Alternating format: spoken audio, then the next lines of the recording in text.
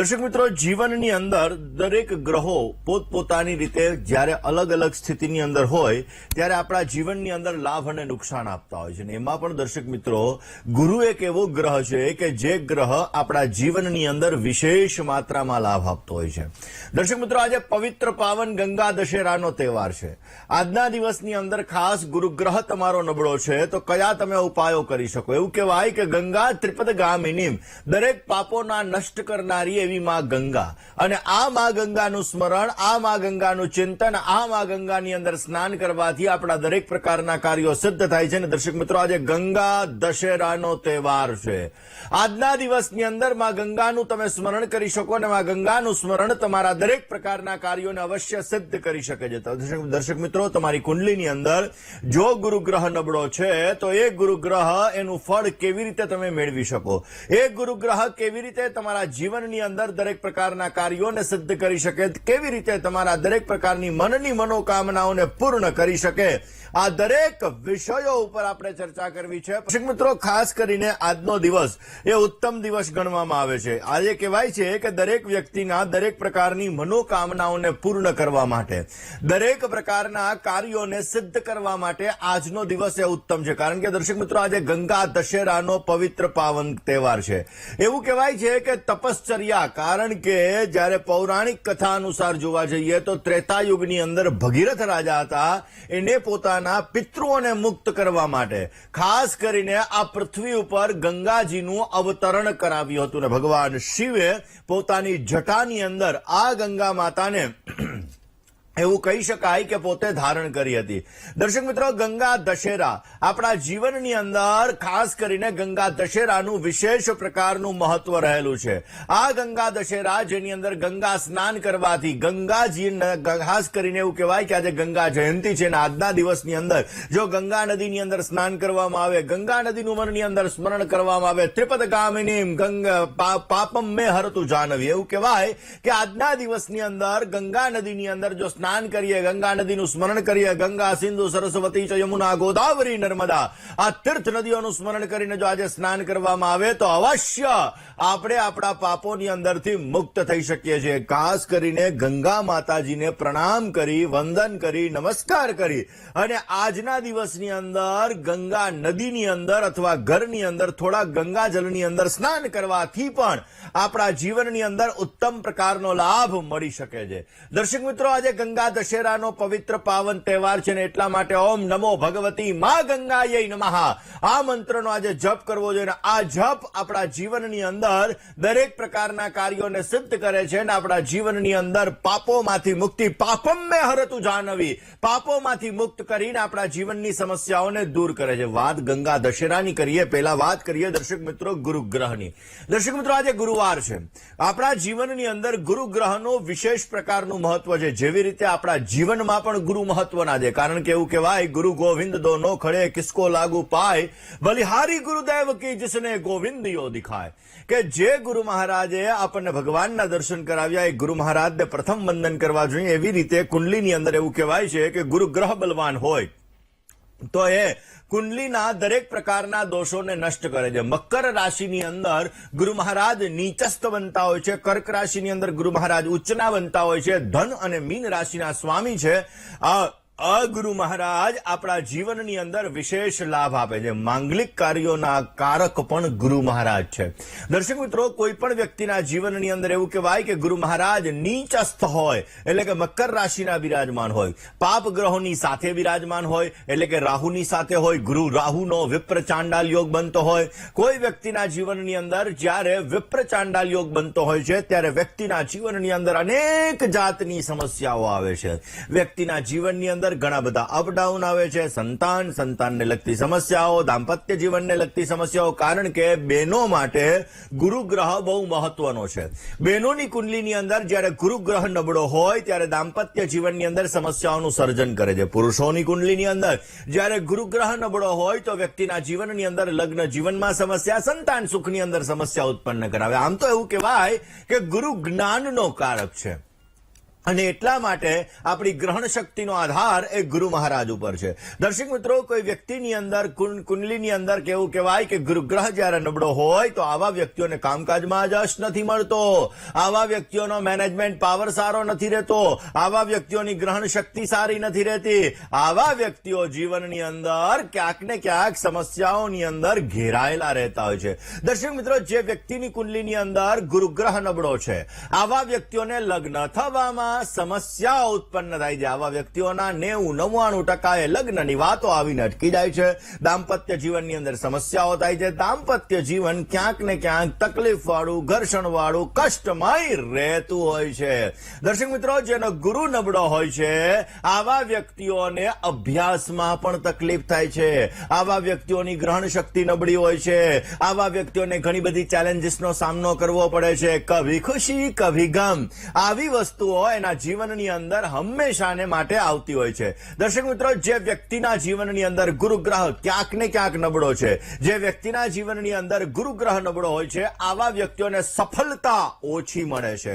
મહેનત બહુ કરે, પુરુષાર્થ બહુ કરે, પણ લોકો એનો ફાયદો ઉપાડી જતા હોય છે. પોતાની બુદ્ધિ ક્ષમતાનો પોતે ઉપયોગ નથી કરી શકતા અને એના જીવનની અંદર સમસ્યાઓનું સર્જન થાય છે. એવું કહેવાય કે વિદ્વાન સર્વત્ર પૂજયેત. જે વ્યક્તિ ભણેલો છે, જે વ્યક્તિમાં જ્ઞાન છે, જે વ્યક્તિમાં બુદ્ધિ છે, જે વ્યક્તિમાં ચાતુર્યતા છે, જે વ્યક્તિની અંદર કોઠાસૂઝ છે, આવા વ્યક્તિઓ દુનિયાના કોઈ પણ ખૂણાની અંદર જાય તો અવશ્ય પોતે પોતાના જીવનની અંદર સફળતા મેળવી શકે છે. એવું નથી દર્શક મિત્રો કે તમે MBA કર્યું, MA કર્યું, LLB કર્યું, તમે ડોક્ટર બન્યા, તમે ક્યાંક ને ક્યાંક વકીલ બન્યા કે તમે સારા બિઝનેસમેન. તમારા આ બધી વસ્તુઓ માટે તમારી બુદ્ધિ ક્ષમતા સારી હોવી જોઈએ. તમે ભણેલા છો અથવા ભણેલા નથી પણ તમારી બુદ્ધિ ક્ષમતા સારી છે, તમારી કોઠાસૂઝ સારી છે તો અવશ્ય જીવનમાં તમે સફળ થઈ શકો. હવે યુગ તો જોકે ટેકનોલોજીનો ચાલુ થયો છે, જ્ઞાનનો ચાલુ થયો છે ને એટલા માટે દર્શક મિત્રો આપણી પાસે જ્ઞાન પણ હોવું બહુ જરૂરી છે.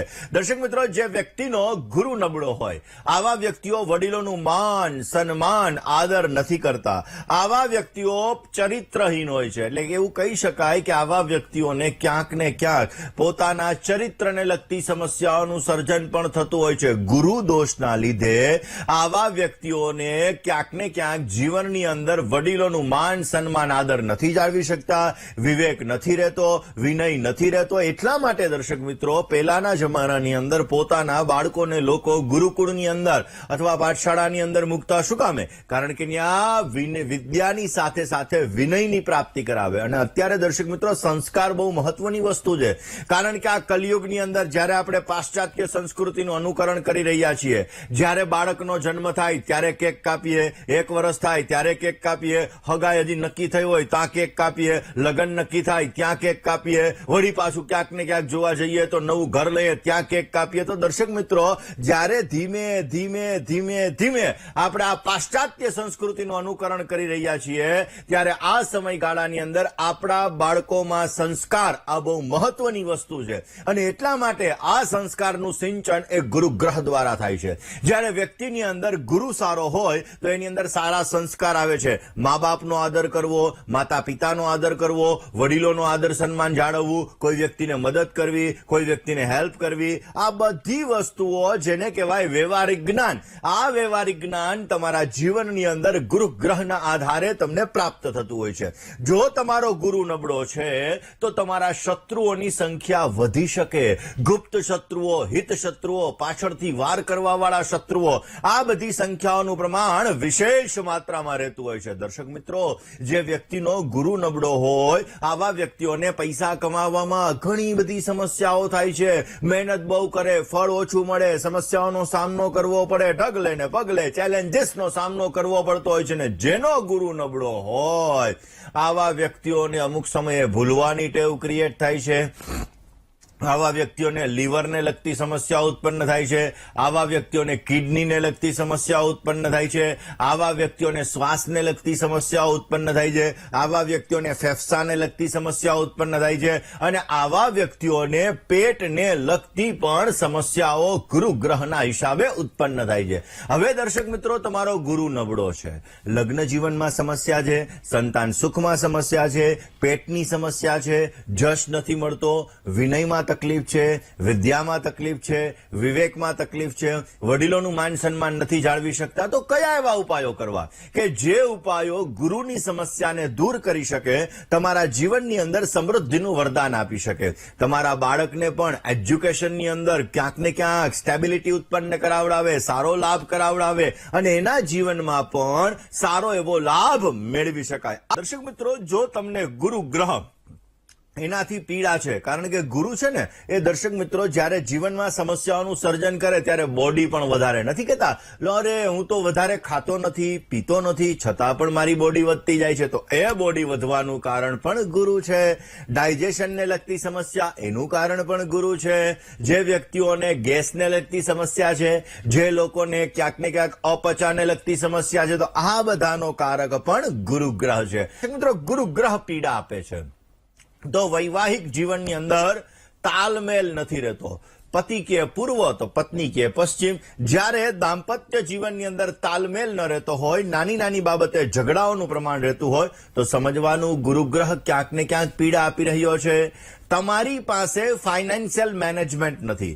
ક્યાંક ને ક્યાંક જોવા જઈએ તો આવક કરતા જાવકનું પાસું વિશેષ માત્રામાં રહે છે, તો પણ સમજવાનું ગુરુગ્રહ તમને પીડા આપે છે.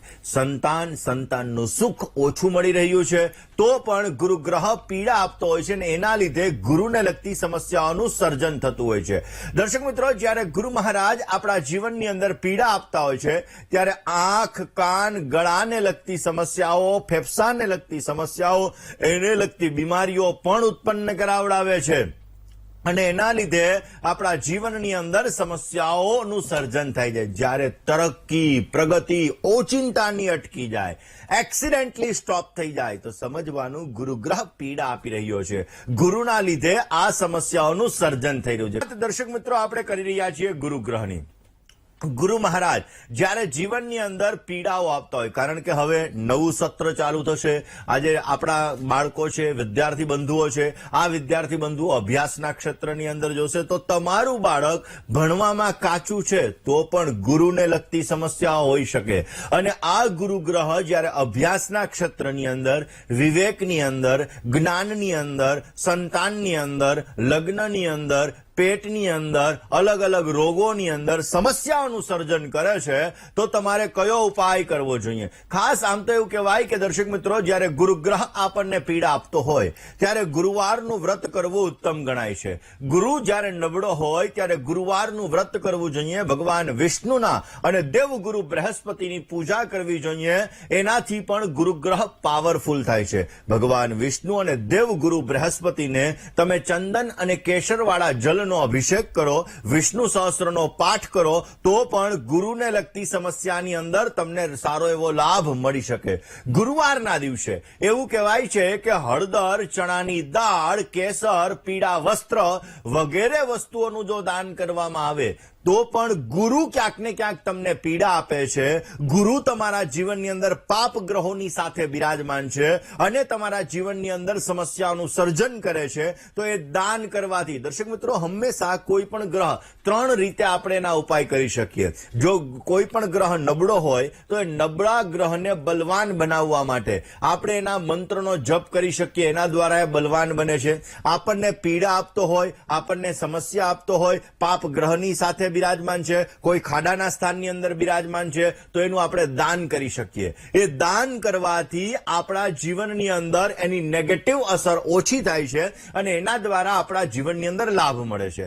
અને ત્રીજી વસ્તુ આવે છે નંગ ધારણ કરવો અથવા એનો દોષ માટેની વિધિ એટલે કે પૂજા કરવી. એનાથી પણ આપણા જીવનની અંદર એક ગ્રહને લગતી સમસ્યાઓ આપણે દૂર કરી શકીએ. મિત્રો, આજે ગંગા દશેરાનો પવિત્ર પાવન તહેવાર છે. આજના દિવસની અંદર માં ગંગાનું સ્મરણ કરી અને આપણા જીવનની અંદર આપણે ઉત્તમ પ્રકારનો લાભ મેળવી શકીએ છીએ અને આપણા કાર્યોને સિદ્ધ કરી શકીએ છીએ. મિત્રો, ગુરુ ગ્રહની આપણે ચર્ચા કરી રહ્યા છીએ. ગુરુ મહારાજ આપણા જીવનની અંદર ગુરુ ગ્રહનું વિશેષ માત્રામાં મહત્વ છે. દર્શક મિત્રો, આ ગુરુ જો આપણી કુંડલીની અંદર સારો હોય તો લગ્ન જીવનનું સુખ સારું અપાવે, સંતાનનું સુખ સારું અપાવે, પરંતુ ગુરુ આપણને ક્યાંક ને ક્યાંક તકલીફ આપે છે.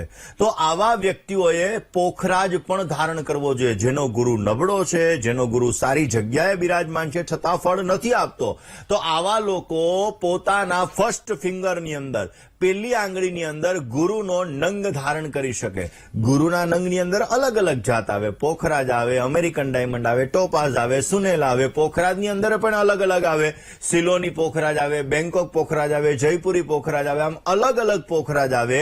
એ કોઈ પણ પોખરાજ તમે ધારણ કરી શકો અને આ ફર્સ્ટ ફિંગરની અંદર, પેલી આંગળીની અંદર ધારણ કરવાથી અવશ્ય તમને સારો લાભ મળતો જણાય. જે લોકો વધારે પડતું સોનું ધારણ કરે, તો આવા વ્યક્તિઓના જીવનની અંદર પણ ગુરુનું પ્રભુત્વ વધી જતું હોય છે. કારણ કે ગુરુ ગોલ્ડનો કારક છે, ગુરુ સોનાનો કારક છે. અત્યારે તો દર્શક મિત્રો 8 વર્ષ સુધી ગુરુ મહારાજ અતિચારી થઈ ગયા છે. એટલે જે વ્યક્તિઓ વધારે પડતું સુવર્ણ ધારણ કરે, તો આવા વ્યક્તિઓનો પ્રભાવ પણ, ગુરુ મહારાજનો પ્રભાવ એના જીવન ઉપર વિશેષ માત્રામાં રહેતો હોય છે. દર્શક મિત્રો, તમારું બાળક ભણવામાં નબળું છે, અભ્યાસની અંદર એનું મન નથી લાગતું, ઇતર એક્ટિવિટીઝની અંદર એનું મન લાગી રહ્યું છે, તો પણ ગુરુને લગતી સમસ્યાઓ હોઈ શકે. જે લોકોના જીવનની અંદર ઈશાન ખૂણો દૂષિત છે, આ લોકોને ગુરુને લગતી સમસ્યાઓનું સર્જન થાય છે. આવા વ્યક્તિઓના જીવનની અંદર પણ ક્યાંક ને ક્યાંક તકલીફોનો દોર વધારે પડતો રહેતો હોય છે, સમસ્યાઓ વધારે પડતી રહેતી હોય છે, હેલ્થ રિલેટેડ ઇસ્યુ રહેતા હોય છે, અને ક્યાંક ને ક્યાંક જીવનની અંદર અપ ડાઉનને લગતી સમસ્યાઓ પણ એના લીધે વધારે પડતી ઉત્પન્ન થતી હોય છે. દર્શક મિત્રો, વાત કરી રહ્યા છીએ આજે આપણે ખાસ કરીને ગુરુ ગ્રહની. દર્શક મિત્રો, ગુરુ તમારા જીવનની અંદર પીડા આપી રહ્યો હોય તો બની શકે ત્યાં સુધી વડીલોનું માન, સન્માન, આદર વિશેષ માત્રામાં જાળવો. જેટલું તમે વડીલોનું માન, સન્માન, આદર જાળવશો, એટલો ગુરુ તમને પોઝિટિવ રિઝલ્ટ આપશે. તમારા ઘરની અંદર સાફ સફાઈ જેટલી સારી રાખશો, એટલો પણ ગુરુ તમને સારો લાભ આપશે. બની શકે ત્યાં સુધી કોઈ વ્યક્તિને હેલ્પફુલ થશો, મદદરૂપ થશો, એનાથી પણ ગુરુ તમને પોઝિટિવ રિઝલ્ટ આપશે.